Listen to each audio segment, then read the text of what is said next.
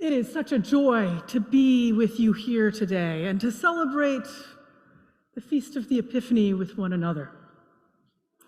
So I'm Reverend Ann Kansfeld. I'm the minister at the Greenpoint Reformed Church, a church that you all have supported in its redevelopment out in Brooklyn. And I have to say, I was a little excited when my friend Will texted me last week to say, hey, any chance you could fill in? Because I love coming to West End Collegiate Church. I can't wait to go and tell my father that we got to go and listen to the reading of the gospel in God's accent.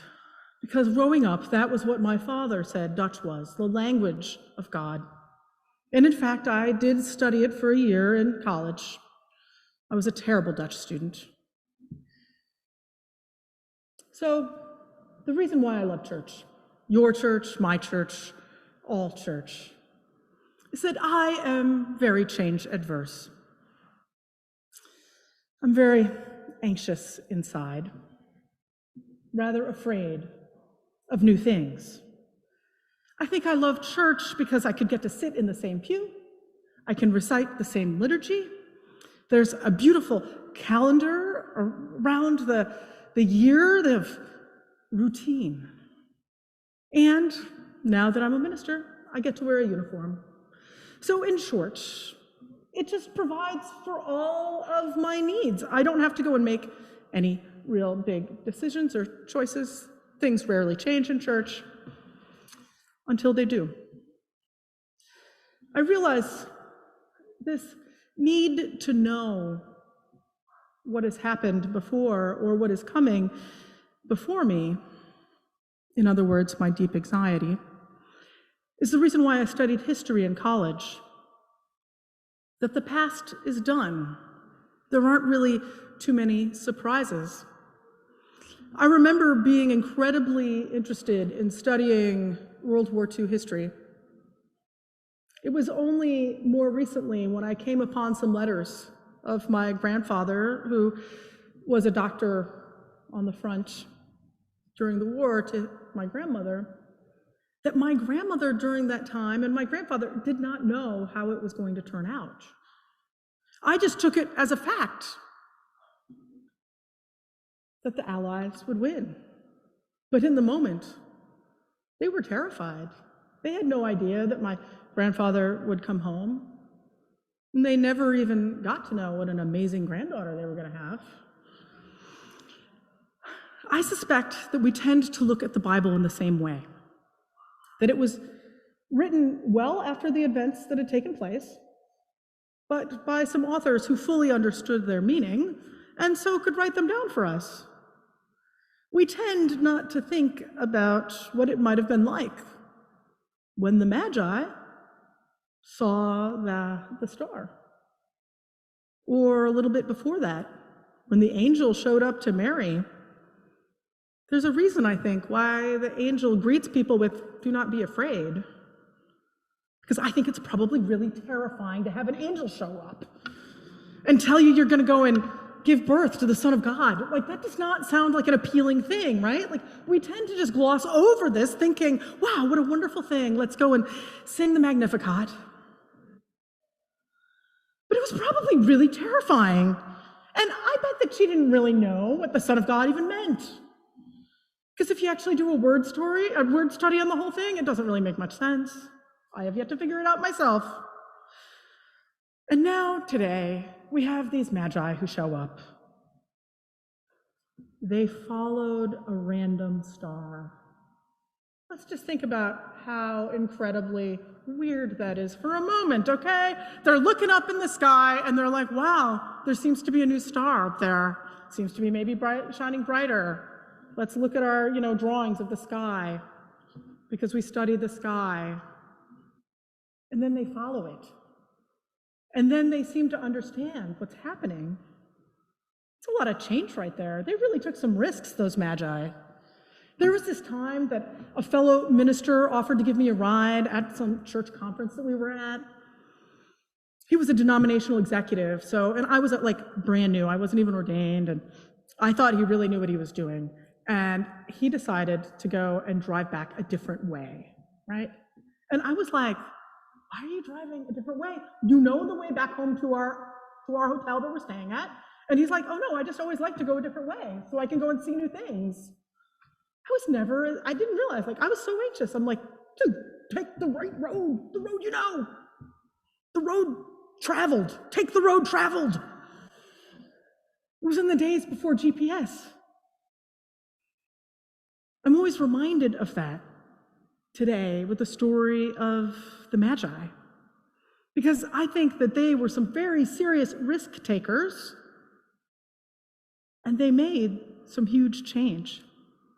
They might not have known what was going on, but they knew something special was happening, and they were willing to go and take up and follow a star. Now, you might be surprised to learn that with all of the things that I do, one of my jobs is very surprising for somebody who's changed in verse. I work as a chaplain for the fire department. And I'll tell you, one thing that I've learned with that is, whatever the emergency is, you don't know what's happening. One of my colleagues, Father Michael Judge, the night before 9/11, gave a homily to a group of firefighters. And he said, this job is a mystery. The bells go off, and you never know where you're going to go. You never know where God is calling you to, but you get on the rig, and you do your job. And the next day, 9/11 happened, and Father Michael Judge was killed. This past year, I thought I was going to be really witty, and I made a ringtone up on my phone that's just that section of his homily to remind myself that life is a mystery, and you never know where God is calling you to go.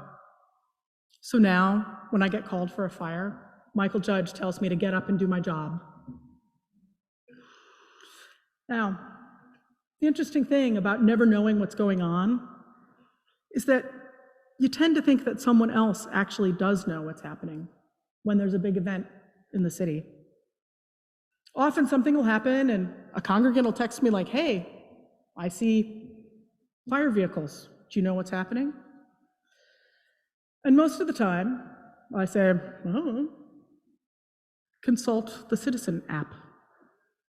So on New Year's Eve, I live at 46th and 8th. I was having an open house for EMS members to come and have some coffee and use our facilities if needed. My niece was visiting from Kansas City, and all of a sudden, there were lots of sirens. I didn't notice it at first, but I think being from Kansas City, she did. And she said, Aunt Ann, there's a lot of, something's happening. So I got up, and I looked out the window, and I said, oh yeah. There were like 10 police officers on motorcycles, and 6 or 7 ambulances, and I'm like, oh, something's going on. So I turned to a colleague of mine who's an EMS lieutenant, and I said, hey, Kev, what's going on? He was sitting on the couch next to me. I somehow thought he would have a better idea of what's going on. And he looked at me, he's like, I don't know. Check the Citizen app. So I called a friend of mine who happened to be driving the fire commissioner, and I said, hey, there's lots of sirens going on. Something's happening. You know what it is? She said, did you consult the Citizen app? I said, yes, I consulted the Citizen app. It is as if the Citizen app is the modern day version of the star, right? You would be surprised how important it is to think that someone else actually knows what's going to happen and what's going on, especially when we don't know. And fortunately, that's what life is like. You can be as change adverse as you want. You can sit in the same pew from here on out forever. But life is still going to happen. And as it's going on, we don't know all of what's happening. The story has yet to be written. It's called the present and the future. The past is the history. And in that moment on New Year's Eve, we certainly didn't know. Even the next day, there were some conflicting stories.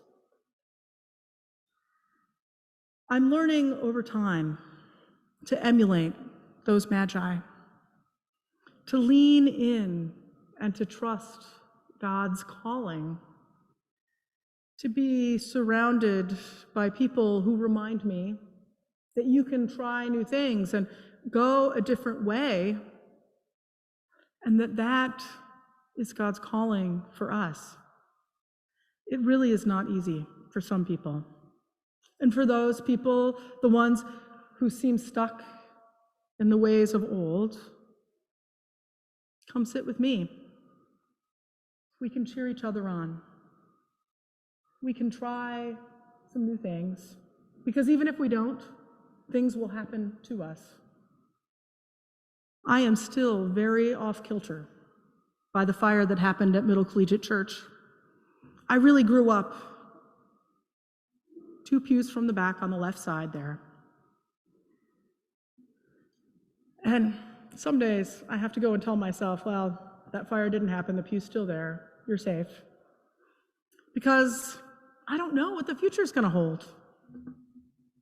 In fact, church itself is not always the same. Liturgy changes. New hymns get added. Life is about the change, the calling of the star, leading us toward the new life that is found in Jesus. And so I think I've come up with 2 important things to help us as God calls us to new things. The first is to put our trust in God. That the meaning of Christmas is that new things happen, babies get born, life is full of joy, and sometimes you're even going to get some useless presents out of the deal. But God is with us now and always.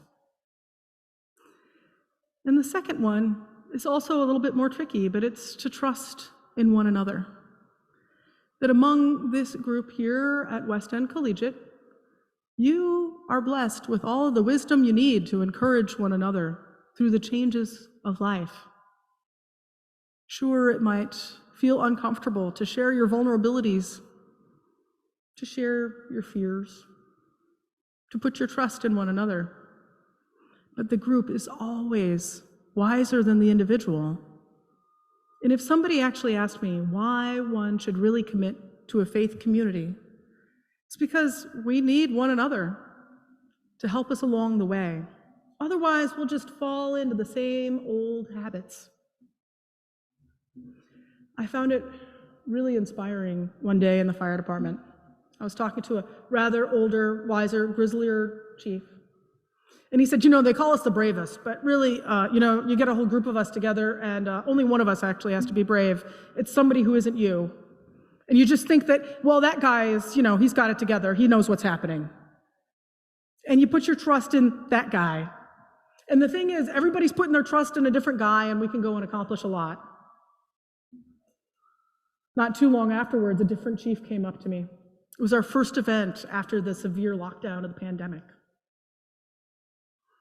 He said, "Hey, chaplain, so how do you think this thing ends?"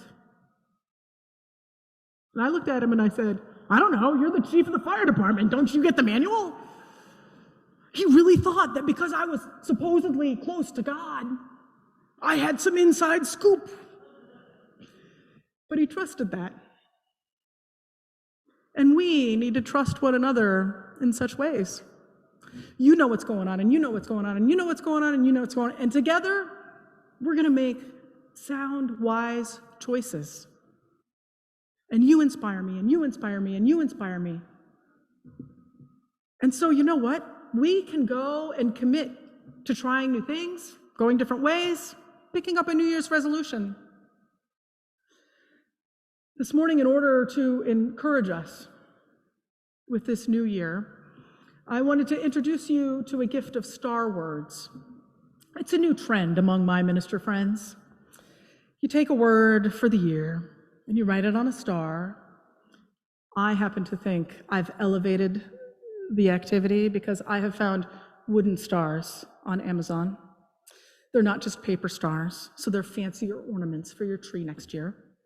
And you pick one, a random one out of the bin, and it's your guiding star word for the year. And occasionally you look at it and maybe it'll inspire you toward joy or contemplation, generosity, gratitude. Yes. I have to say, as I wrote yes on one of the star words, I was like, I'm not sure I want that one. God is calling you to a new adventure today and tomorrow and the next day. Don't be afraid. Be like the Magi. Show up, enjoy the new gifts, and then go home a different way, because you don't want Herod to catch you. Amen.